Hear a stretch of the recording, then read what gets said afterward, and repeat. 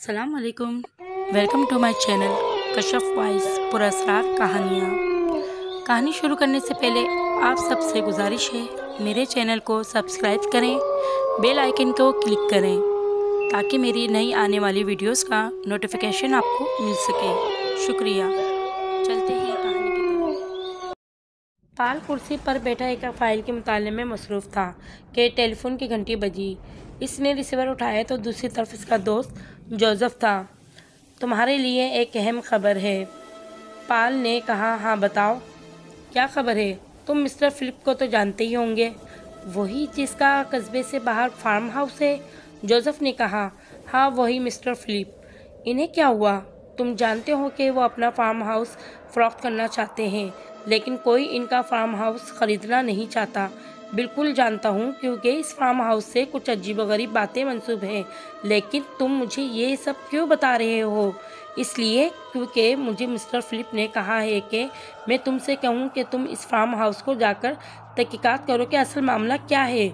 Mister Philip खुद भी तो मुझसे ये बात कह सकते थे। मैंने भी इनसे यही बात पूछी थी तो उन्होंने कहा, हो सकता है कि तुम इनकी बात ना सुनो। चूँकि तुम मेरे दोस्त हो इसलिए मैंने तुमसे ये बात कही है और तुम्हें इस काम के लिए राज़ी करने के लिए तैयार कर रहा हूँ। ठीक है, तुम मुलाकात करो, मेरी मिस्टर फिलिप से मुलाकात करवाओ।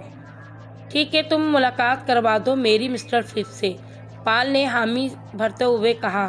ठीक है, तुम मिस्टर फिलिप से मुलाकात कर लो, वो तुम्हें इस बारे में मज़ीद तफसीलात बता देंगे। पाल ने मसरूफ़ जोसेफ से कुछ देर मज़ीद बात की और रिसीवर रख दिया। पाल एक बड़े कस्बे में एक मुकामी अखबार का तहकीकाती सहाफ़ी था। इसने कई तहकीकाती रिपोर्टें शाया की थी, जिसकी वजह से वह कस्बे में मशहूर हो गया था। पाल ने मिस्टर फिलिप से फ़ोन पर इनसे मिलने का वक्त लिया और मुकर्रर वक्त पर इनसे मिलने इनके घर पहुंच गया। मिस्टर फिलिप अपने आलीशान मकान में तनहा रहते थे। इनकी बीवी का इंतकाल हो चुका था, इनकी कोई औलाद नहीं थी। पाल मकान के ड्राइंग रूम में बैठा था जब मिस्टर फिलिप अंदर दाखिल हुए। मिस्टर फिलिप ने सबसे पहले पाल का शुक्रिया अदा किया कि वो इनसे मिलने आया। कुछ देर रस्मी गुफ्तगू के बाद वो मतलब की बात पर आ गए। मिस्टर फिलिप ने पाल से कहा, जैसे कि तुम जानते हो मेरा फार्म हाउस शहर से बाहर है। कितना वसी है ये फार्म हाउस, मैंने बहुत शौक़ से बनवाया था। जब भी मैं शहर की ज़िंदगी से बेजार हो जाता हूँ तो इस फार्म हाउस की खुली फ़ज़ा में चला जाता हूँ और हशाश बशाश हो जाता हूँ। लेकिन अब कारोबार में नुकसान की वजह से मैं ये फार्म हाउस फ़रोख्त करना चाहता हूँ। लेकिन इस फार्म हाउस के मुतालिक कस्बे में अजीब व गरीब बातें मशहूर हो गई हैं कि फार्म हाउस तो किसी की बुलंद आवाज़ में कहके की आवाज़ें आती हैं और कभी किसी औरत की बुलंद आवाज़ में रोने की।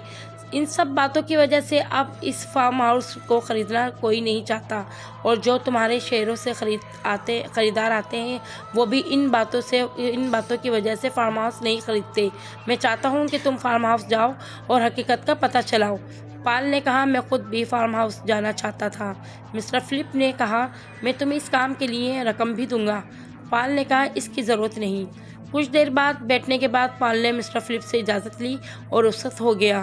3 दिन के बाद पाल ज़रूरी तैयारी के बाद मिस्टर फिलिप के फार्म हाउस पहुंच गया। मिस्टर फिलिप ने फार्म हाउस की देखभाल करने वालों मुलाजिम वाल्टर को पाल की आमद का इत्तला दी। मुलाजिम भी जब से फार्म हाउस में खौफनाक वाक़यात शुरू हुए थे शहर में वाक़े अपने मकान में मुंतकिल हो गए थे।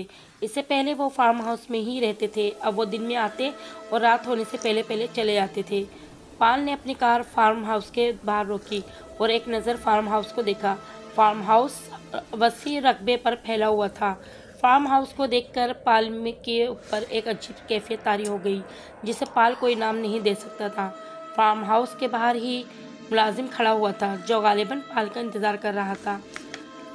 मुलाजिम खुश शक्ल का नौजवान था। इसने पाल का इस्तकबाल किया और इसे फार्म हाउस के अंदर ले आया। फार्म हाउस अंदर से बहुत ही खूबसूरत था। फार्म हाउस में एक मंजिला रिहायशी इमारत भी थी जो बेहद शानदार थी। वाल्टर मुलाजिम को इमारत के अंदर ले आया और इसको ड्राइंग रूम में बिठा दिया गया। पाल को ड्राइंग रूम में बिठाकर मुलाजिम पाल की खातिर तवाज़ा करने के लिए किचन में चला गया। पाल ने सोफे पर बैठे बैठे ड्राइंग रूम का जायज़ा लिया। ड्राइंग रूम बहुत ही शानदार था। कीमती फानूस लटक रहे थे, हर चीज़ से इमारत का इज़हार हो रहा था। अभी वो ड्राइंग रूम का जायज़ा ले रहा था कि इसे ऐसा महसूस हुआ कि कोई ड्राइंग रूम के दरवाजे पर तेज़ी से गुजरा है। इसको लगा कि वो कोई औरत है, क्योंकि इसके वजूद के लंबे लंबे बाल थे। पाल तेज़ी से अपनी जगह से उठा और दरवाजे की तरफ बढ़ा। वो दरवाजे तक पहुंचा। इसी वक्त दरवाजे से वाल्टर मुलाजिम अंदर दाखिल हुआ। मुलाजिम को अंदर दाखिल होते हुए देखकर पाल ठिठक कर रुक गया। क्या हुआ मिस्टर पाल? मुलाजिम ने पाल को देखकर कहा। मुलाजिम, क्या तुमने अभी किसी औरत को गुजरते हुए देखा है राहदारी से? नहीं मिस्टर पाल, राहदारी से तो कोई नहीं गुजरा मेरे सामने, इसने कहा, मगर इसके चेहरे पर पाल की बात सुनकर हवाइयाँ उड़ने लगी थी। पाल ने सर झटका और अपनी निशिस्त से वापस की तरफ बढ़ते हुए बोला, मेरा वहम होगा। मुलाजिम ने हाथ में पकड़ी हुई ट्रे मेज पर रख दी और ख़ुद पाल के सामने वाली निशिस्त पर बैठ गया। पाल ने चाय का कप उठाया और चाय की चुस्कियाँ लेने लगा। मुलाजिम, तुमने कभी खुद से कोई गैर मरई वजूद देखा है अभी तक फार्म हाउस में? जी, एक मरतबा मैं शाम के बाद एक ज़रूरी काम से फार्म हाउस के बाहर जा रहा था। गैर इरादी तौर पर मेरी नज़र ऊपर मौजूद एक कमरे की खिड़की पर पड़ गई। खिड़की से मुझे कमरे में एक औरत का खड़ा हुआ कोई साया नज़र आया। दूसरे ही लम्हे वो औरत खिड़की में से गायब हो गई। मैं बहुत डर गया। अगर मिस्टर फिलिप मुझे भारी तनख्वाह ना दे रहे होते तो मैं कब का ये मुलाजमत छोड़ देता। इस दिन के बाद से मैं रात के होने से पहले पहले फार्म हाउस से चला जाता हूँ। मुलाजिम की बात सुनकर पाल गहरी सोच में पड़ गया। चाय ख़त्म करने के बाद मुलाजिम ने कहा, आइए मैं आपको पूरी इमारत दिखा देता हूँ। इसकी बात सुनकर पाल ड्राइंग रूम में से बाहर निकल आया। मुलाजिम पाल को ऊपर की मंजिल की तरफ ले आया और ऊपर 3 कमरे बने हुए थे, 2 दाएं जानिब और 1 बाएं जानिब। इसने पाल को तीनों कमरों में दिखाए। पाल ने वो कमरा ख़ास तौर पर देखा जिसमें वाल्टर को वो औरत खड़ी हुई नजर आई थी, लेकिन इससे कमरे में किसी चीज़ की मौजूदगी का एहसास नहीं हुआ। पाल ने दाईं जानिब वाला एक कमरा अपनी रहाइश के लिए मुंतखब कर लिया और अपना सामान कमरे में मुंतकिल कर दिया। सामान रख कर पाल मुलाजिम के साथ नीचे के ड्राइंग रूम में आ गया। मैंने ज़रूरत का तमाम सामान किचन में रख दिया है, उम्मीद है आपको कोई परेशानी नहीं होगी, मुलाजिम ने पाल से कहा तो इसने इस बात में सर हिला दिया। शाम होने से पहले मुलाजिम अपने घर चला गया। मुलाजिम के जाते ही पाल को पहली बार एक अनजाना सा खौफ महसूस हुआ, लेकिन इसने अपने सर को झटका दिया और ऊपर अपने कमरे में आराम करने चला गया। इसने सोचा था कि थोड़ी देर बाद आराम करेगा और फिर सारी रात जागकर पुरअसरार वाक़यात की खोज में लगाने की कोशिश करेगा। कमरे में आकर वो बेड पर लेट गया। सोने से पहले इसने अलार्म लगा लिया। अलार्म की आवाज़ से इसकी आँख खुली तो इसने वक्त देखा, रात के 10 बज रहे थे। पाल नीचे हाल में आ गया। हाल के एक कोने में किचन था। वो किचन की तरफ बढ़ा था अपने आप को अपने खाने के लिए कोई बंदोबस्त करने के लिए। वो किचन की तरफ अपने आप को बढ़ा ही रहा था कि अचानक इसकी नज़र हाल की दीवार के एक कोने पर पड़ी और वो बुरी तरह चौंक गया। दीवार पर एक औरत की तस्वीर लटकी हुई थी। पाल को 100% यकीन हुआ था कि जब वो पहली बार हाल में दाखिल हुआ था तो इस वक्त ये तस्वीर हाल में मौजूद नहीं थी। पाल ने अपने रोंगटे खड़े हुए महसूस हुए। वो तस्वीर की जानिब बढ़ाता गया कि इसे करीब से देख सके। तस्वीर एक दिलकश औरत की थी। औरत के लबों पर एक दिलनशीन मुस्कुराहट थी, लेकिन औरत की आंखें वीरान नजर आ रही थी।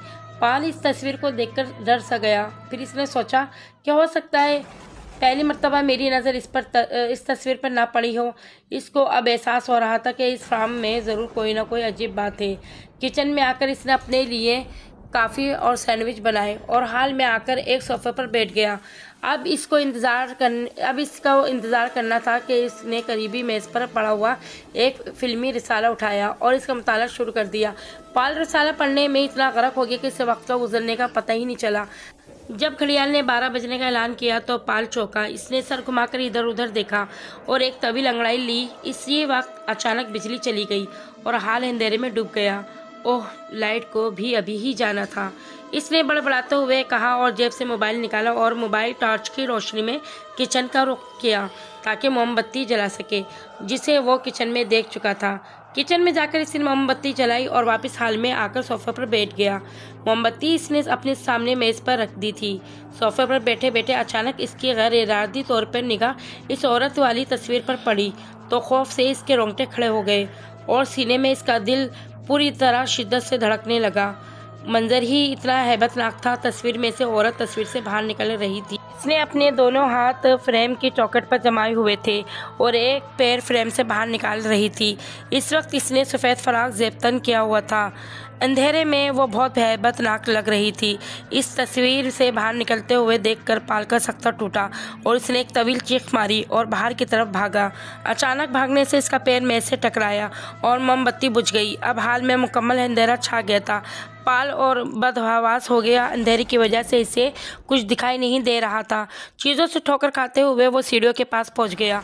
अचानक इसे अपने पीछे एक भयानक कहके की आवाज़ सुनाई दी, जैसे हज़ारों बदरूहें मिलकर बैन कर रही हों।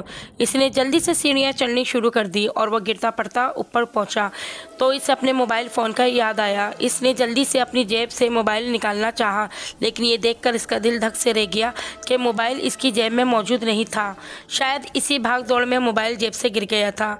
राहदारी के आखिरी सिरे पर एक खिड़की मौजूद थी जिसमें से चांद की रोशनी छनकर अंदर आ रही थी। इस मध्यम रोशनी में पाल भागता हुआ अपने कमरे के दरवाजे पर पहुंचा और अंदर दाखिल होकर जल्दी से दरवाज़ा बंद कर दिया। पाल का दिल धक धक कर रहा था। इसे यूं महसूस हो रहा था कि किसी भी लम्हे इसकी रूह इसके जिस्म का साथ छोड़ देगी।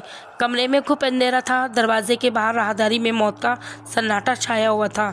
इसको याद आया कि इसके सामान में एक टॉर्च भी मौजूद थी।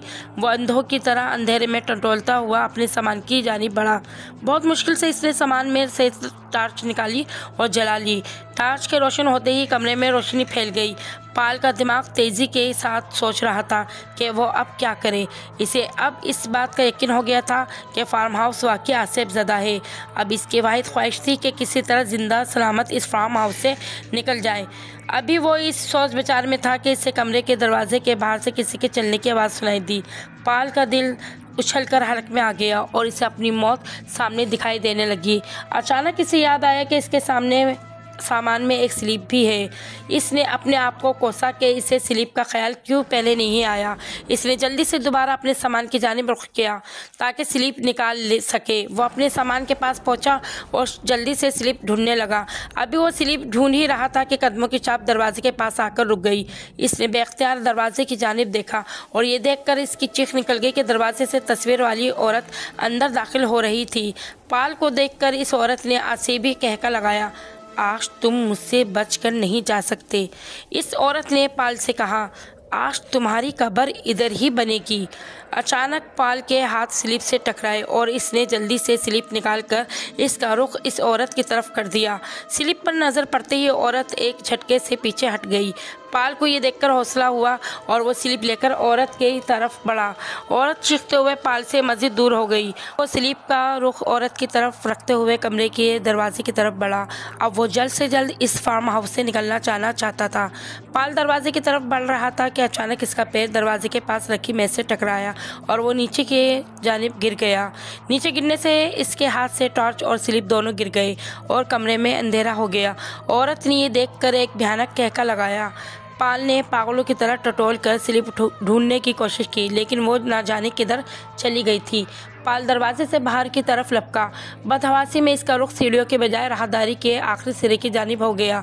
आगे राहदारी में बंद थी और वो सिर्फ एक खिड़की थी। पाल ने पीछे मुड़कर देखा तो इसके अलावा कोई सूरत नज़र नहीं आ रही थी कि वो खिड़की से छलांग लगा दे। इसने खिड़की के दोनों पट खोले और नीचे देखा। नीचे ज़मीन सख्त थी। इसी वक्त इसे अपने पीछे भयानक कहका सुनाई दिया तो इसने फ़ौरन खिड़की से छलांग लगा दी। ज़मीन पर गिरते ही इसका सर ज़मीन से टकराया और इस पर बेहोशी तारी हो गई। बेहोश होने से पहले इसने देखा कि वो औरत इसके पास खड़े होकर बुलंद आवाज़ में कहके लगा रही थी। अगली सुबह जब मुलाजिम फार्म हाउस में आया तो इसकी नज़र पाल पर पड़ी, जो फार्म हाउस की इमारत के पास ज़मीन पर पड़ा हुआ था।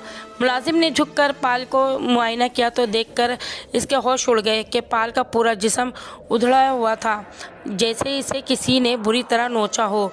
इसने फ़ौरन पुलिस और मिस्टर फिलिप से रब्ता किया। पुलिस मौके पर पहुंची और सूरत हाल का जायज़ा लिया। मिस्टर फिलिप भी फार्म हाउस पहुंच गए और उन्होंने पुलिस को सारी सूरत हाल बताई कि उन्होंने पाल को फार्म हाउस के वाक़यात की तहकीकात के लिए भेजा था। पुलिस ने लाश को अपनी तहवील में ले लिया और फार्म हाउस का जायज़ा लिया। पुलिस ने फार्म हाउस को सील कर दिया। पुलिस ने पॉल के कत्ल की काफ़ी तहकीकात की। इन्हें पॉल के कत्ल की वजह मालूम ना हो सकी। उन्होंने आखिरकार इस केस की फ़ाइल बंद कर दी। फार्म हाउस आज भी बंद है और फार्म हाउस का राज कोई भी नहीं जान सका।